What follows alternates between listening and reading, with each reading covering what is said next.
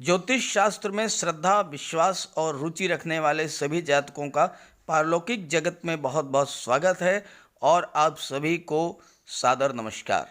आज हम बात करेंगे इस वीडियो में कर्क राशि के जातकों के लिए जून 2021 का महीना क्या लेकर आया है।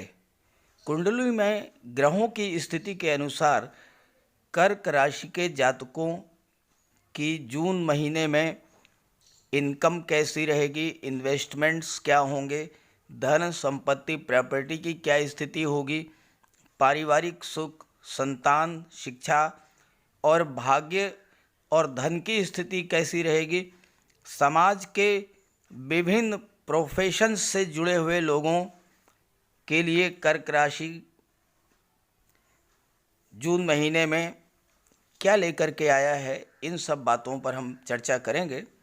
पहले बात करेंगे ग्रहों की स्थिति के बारे में। अगर आपको ये जानकारी अच्छी लग रही हो तो अपने साथियों को भी शेयर कर दीजिएगा। चलिए वीडियो शुरू करते हैं। ग्रहों के सेनापति मंगल आपके लग्न भाव में विराजमान है, पंचम भाव में केतु विराजमान है, परिवार भाव में शनि विराजमान है, अष्टम भाव में देवगुरु बृहस्पति विराजमान है और आय भाव में राहु, सूर्य और बुध विराजमान हैं। शुक्र और सूर्य ये आपके द्वादश भाव में विराजमान हैं। 28 मई के बाद शुक्र द्वादश भाव में थे, जो कि 24 दिनों के बाद आपके लग्न भाव में प्रवेश कर जाएंगे। ऐसे ही बुध जो कि 25 मई के बाद वृषभ राशि में प्रवेश किए हैं, गोचर है, वह भी 14 दिनों के बाद द्वादश भाव में मिथुन राशि में प्रवेश कर जाएंगे। शुक्र की मैंने बात कर ली। सूर्य जो हैं 15 जून तक आपके आय भाव में एकादश भाव में विराजमान रहेंगे और उसके बाद द्वादश भाव में गोचर करेंगे 15 जून के बाद। आपकी कुंडली में 3 ग्रह वक्री हैं। देवगुरु बृहस्पति जो कि अष्टम भाव में विराजमान हैं, वो 20 जून के बाद वक्री हो जाएंगे। बुध वक्री अवस्था में ही विराजमान हैं और शनि 23 मई से वक्री हो चुके हैं। तो आपकी कुंडली में 3 ग्रह वक्री अवस्था में विराजमान हैं और सबसे महत्वपूर्ण है कुंडली में मंगल की स्थिति और देवगुरु बृहस्पति की स्थिति। इस पर हम आगे चर्चा करेंगे। पहले बात कर लेते हैं आपके धन भाव के बारे में, आपकी इनकम के बारे में, आपके इन्वेस्टमेंट्स के बारे में। आपके लिए सबसे ज़्यादा महत्वपूर्ण है आपके लग्न भाव में मंगल विराजमान है और मंगल कर्क राशि में विराजमान है, नीच की अवस्था में है, इसलिए आपको विशेष सावधानी बरतने की ज़रूरत है। लग्न भाव में मंगल विराजमान हो और अगर उच्च राशि में हो, जो कि मकर राशि में होती है, तो जातक अत्यंत तीक्ष्ण बुद्धि वाले होते हैं, त्वरित निर्णय लेने वाले होते हैं, समस्याओं को हल करने की उनमें क्षमता होती है, अत्यंत उत्साही होते हैं लेकिन बहुत ही जल्दबाज होते हैं, पराक्रमी होते हैं। मंगल बल और पराक्रम को बढ़ाता है। क्रोधी होते हैं, इसलिए दोस्त कम होते हैं, लक्ष्य के प्रति जागरूक होते हैं, आत्मविश्वासी और महत्वाकांक्षी भी होते हैं। कॉम्पिटिटिव एग्जाम्स में रुचि होती है, बहुत ही ज़्यादा एक्टिव होते हैं।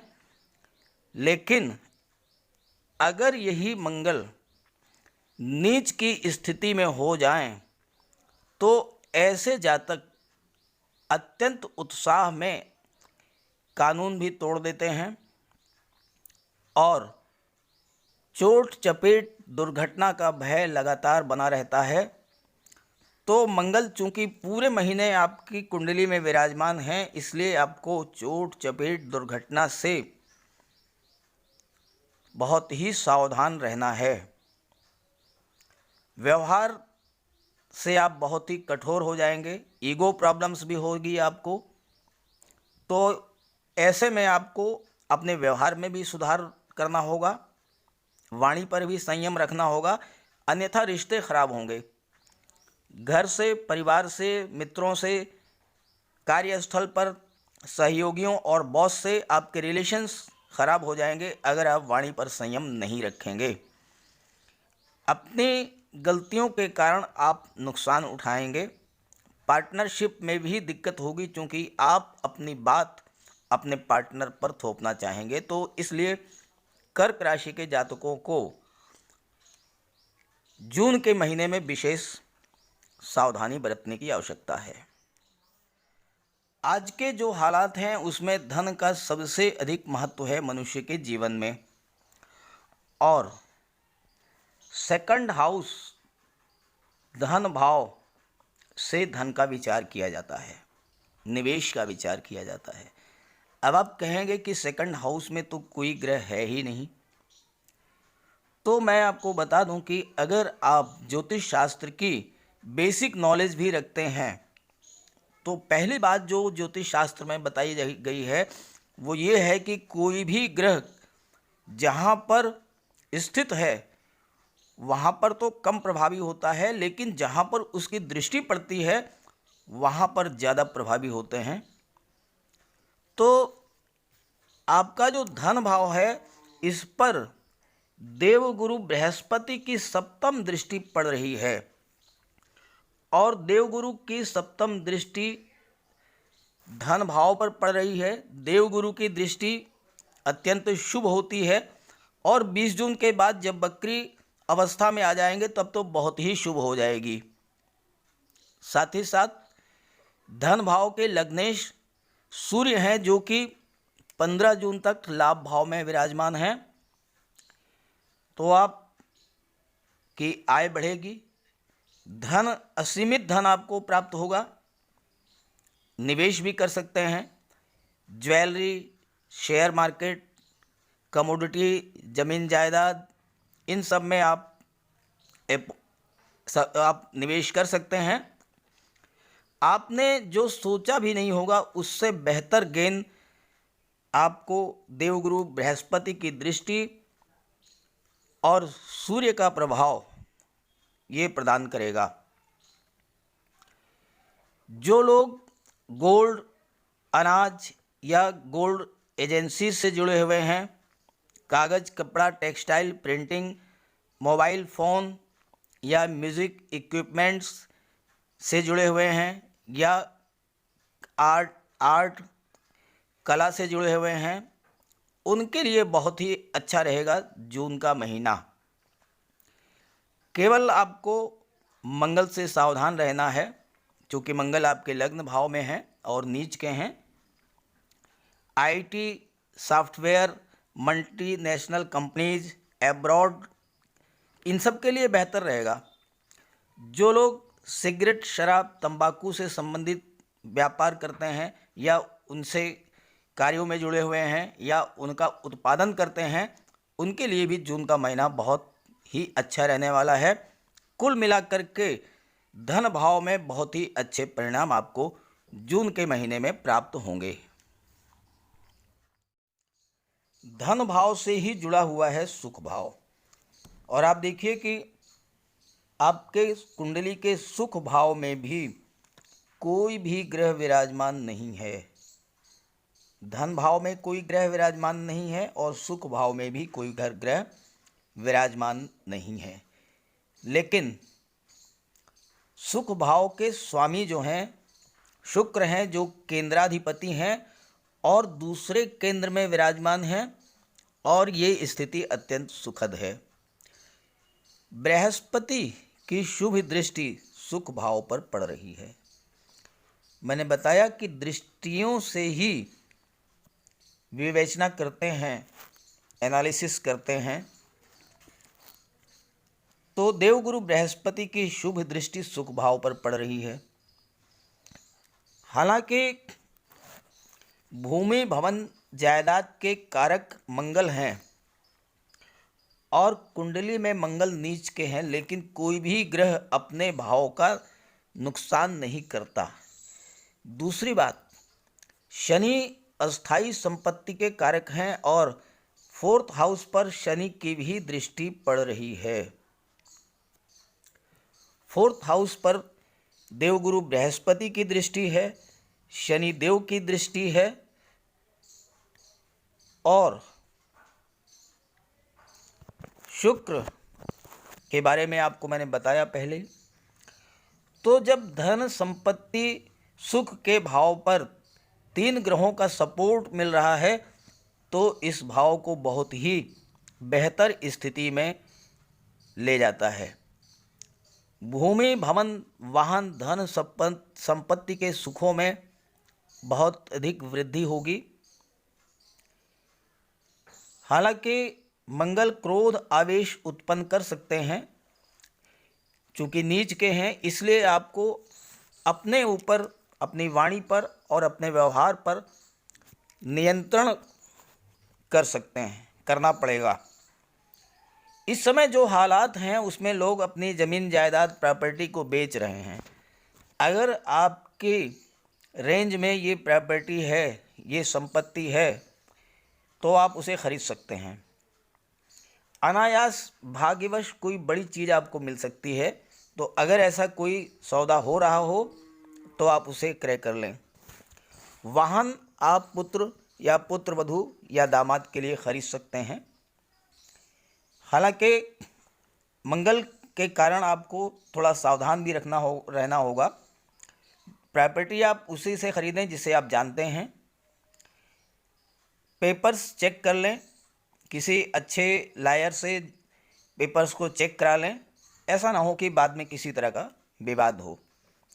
अब बात करते हैं शिक्षा और संतान के बारे में। आपकी कुंडली के संतान भाव में केतु विराजमान हैं। केतु जिस भाव में विराजमान होते हैं उसकी लालसा बढ़ा देते हैं, उसकी इच्छा को बढ़ा देते हैं, लेकिन संतुष्टि नहीं मिलती है।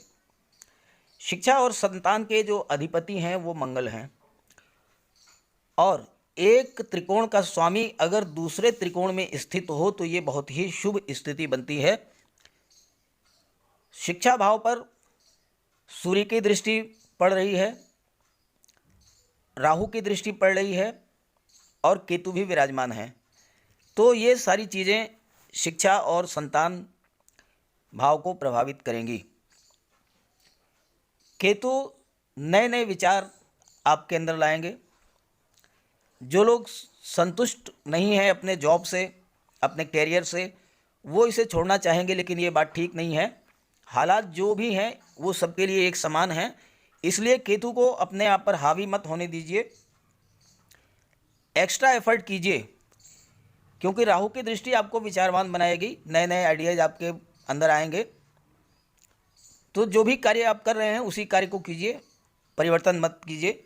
ये बात शनिदेव भी आपको समझा रहे हैं, क्योंकि शनिदेव वक्री अवस्था में हैं, और वक्री अवस्था में शनिदेव यही चाहते हैं कि आप कोई नया कार्य ना करें, जो कार्य आप कर रहे हैं उसी को बेटर बनाएं, उसमें देखें कि क्या कमी है और कैसे उसको इम्प्रूव कर सकते हैं। आप जो पढ़ रहे हैं, कॉम्पिटिटिव एग्ज़ाम्स की तैयारी कर रहे हैं, तो आप उसे कंटिन्यू कीजिए, अपनी स्किल को इम्प्रूव कीजिए।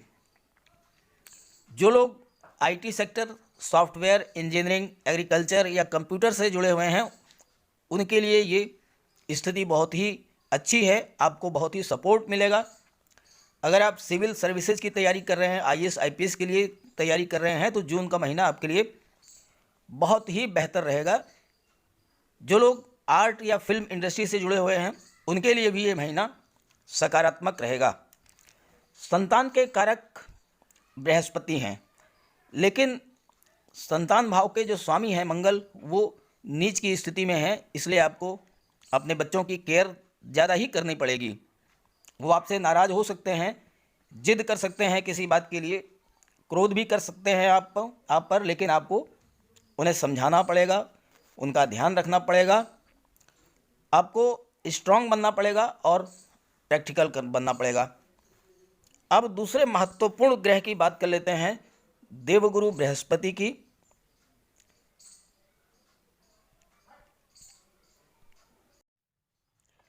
बात करते हैं 6th हाउस की, जो कि रोग, शत्रु और कर्ज का हाउस माना जाता है। इसके स्वामी बृहस्पति हैं, जो कि भाग्य भाव के भी स्वामी हैं। देखिए यहाँ पर षष्ठम भाव में 9 का अंक लिखा हुआ है और यहाँ नवम भाव में 12 का अंक लिखा हुआ है। 9 का मतलब धनु राशि और 12 का मतलब मीन राशि। तो धनु राशि और मीन राशि के स्वामी जो हैं वो देवगुरु बृहस्पति हैं। तो देवगुरु बृहस्पति भाग्य भाव के भी स्वामी हैं और मारक भाव में भी विराजमान है, 8th हाउस में विराजमान है। तो जैसा मैंने कहा था कि बहुत ही महत्वपूर्ण ग्रह के बारे में हम विचार करने जा रहे हैं। चूँकि षष्ठम भाव रोग और शत्रु का है तो आपको रोगों और शत्रुओं से ज़्यादा सावधान रहना पड़ेगा। मधुमेह, पाचन तंत्र संबंधी रोग हो सकते हैं। डायबिटीज़ की प्रॉब्लम अगर है तो सावधान रहना पड़ेगा। अगर आप सीनियर सिटीजन हैं तो खाने पीने का ध्यान रखना पड़ेगा। थायराइड की प्रॉब्लम अगर है तो उसको भी बहुत केयरफुली हैंडल करें। 20 जून से इनमें कुछ राहत मिलेगी जब देवगुरु वक्री अवस्था में आ जाएंगे। जिनसे आपने कर्ज लिया था वो आपको परेशान कर सकते हैं या आपका पैसा कहीं फंस सकता है। हालांकि ये स्थिति बहुत से लोगों के साथ में होगी, इसलिए ऐसी स्थिति में आपको मैदान छोड़ करके भागना नहीं है, बल्कि बैठ करके बात करनी है और बैठकर बात करने से समस्या का समाधान निकल आएगा। अब बात करते हैं शनिदेव की, जो कि 23 मई से वक्री अवस्था में है। सप्तम भाव जिसे परिवार भाव कहते हैं उसके स्वामी शनि हैं, जो कि अपनी ही राशि में विराजमान हैं। ऐसे में शश योग का निर्माण हो रहा है, जो कि बहुत ही उत्तम योग है। सप्तम भाव पर राहु की भी दृष्टि पड़ रही है। शनि और मंगल का जो योग है आमने सामने है, शनि और मंगल। तो ये फैमिली लाइफ को विस्फोटक बना सकता है। हालांकि शनि फैमिली लाइफ को सपोर्ट करेंगे, इसके बावजूद कुछ न कुछ गलतफहमियां हो सकती हैं, वाद विवाद होंगे। शनि की दृष्टि लग्न भाव पर है, इसलिए वाणी पर कंट्रोल भी रखें, धैर्य और संयम रखें। मंगल के नीच में होने के कारण माता के स्वास्थ्य का भी आपको विशेष ध्यान रखना पड़ेगा और थोड़ा समय अपने आप को भी दें। सावधान हो रहें, नए फ्रेंडशिप बनाने में बहुत ही सावधान रहें। हालांकि शुक्र की स्थिति बेहतर है, सपोर्ट करेंगे, लेकिन फिर भी आपको केयरफुल रहना पड़ेगा। अब बात करते हैं देवगुरु बृहस्पति, जो कि अष्टम भाव में विराजमान है, उसका क्या फल होगा। कुंडली का अष्टम भाव जो होता है वो मृत्यु का होता है, अचानक दुर्घटनाओं का होता है, ज्ञान और रिसर्च का होता है, जनन तंत्र का होता है, पराविज्ञान का होता है और अष्टम भाव में देवगुरु बृहस्पति विराजमान है। अचानक कोई दुर्घटना घटित हो सकती है। वाहन चलाते समय सावधानी रखें। अगर कोई यात्रा कर रहे हैं तो विशेष सावधानी रखें, किसी न किसी तरह की कोई समस्या हो सकती है। बेहतर ये होगा कि जून महीने में यात्राओं को टाल दें। किडनी संबंधी रोग, ब्लड शुगर संबंधी रोग, ये आपको परेशान कर सकते हैं। डायलिसिस की स्थिति बन सकती है, क्योंकि मंगल की दृष्टि भी जो है इस पर पड़ रही है। जननांगों संबंधी रोग हो सकते हैं और चूँकि धन भाव में देवगुरु की सप्तम दृष्टि पड़ रही है, जैसा मैंने अभी आपको बताया था, तो आप बहुत अच्छा धन इकट्ठा करेंगे। लेकिन अगर आप अपनी केयर नहीं करेंगे तो रोगों के कारण ये धन जो है नष्ट भी हो सकता है। माता के स्वास्थ्य की चिंता करें और जेनेटिक बीमारियां भी ट्रांसफ़र हो सकती हैं आपको।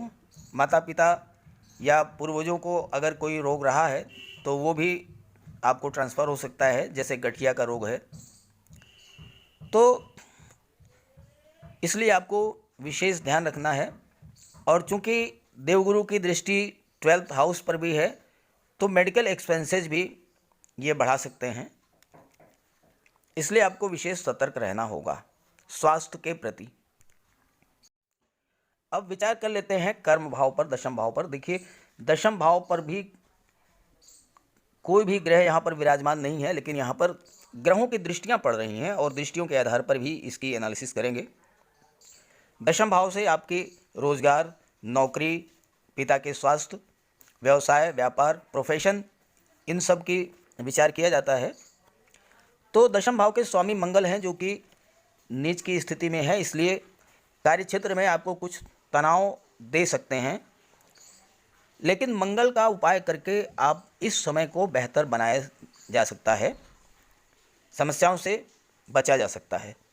जो लोग ज़मीन जायदाद, building material, hotel, restaurant, electrical equipments, home appliances, मसाले, ग्रोसरी, नमकीन, मिठाई, इन सब के व्यवसाय से जुड़े हुए हैं, उनके लिए ये महीना बहुत ही अच्छा रहेगा। दूध का, पानी का, केमिकल्स का, कोल्ड ड्रिंक्स का अगर व्यवसाय करते हैं तो इसमें भी आपको लाभ प्राप्त होगा। रेडीमेड गारमेंट्स है, फैशन डिज़ाइनिंग है, इन सब में एक्स्ट्रा ऑर्डिनरी गेन होगा। अब बात कर लेते हैं कि मंगल के उपायों के बारे में।